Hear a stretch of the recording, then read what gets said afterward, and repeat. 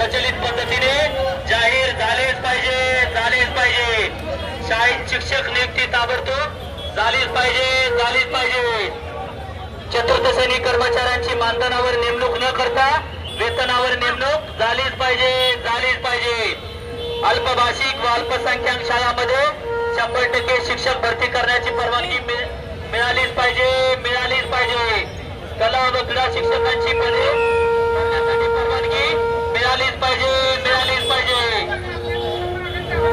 मुख्याध्यापक महामंडळाची 19 जुलैला सभा झाली आणि अखंड महाराष्ट्रामध्ये एकाच वेळेला सर्व संस्थाचालक संघटना, सर्व शिक्षक संघटना, सर्व शिक्षकेतर संघटना, मुख्याध्यापक महामंडळ आणि मुख्याध्यापक संघटना या सर्वांच्या वतीनं हा मोर्चा या ठिकाणी आयोजित करावा अशा पद्धतीनं निर्णय झाला आणि आज हजारो नव्हे तर लाखोच्या संख्येनं आज राजवाड्यावरून जिल्हाधिकारी कार्यालयावर आज हा मोर्चा झाला।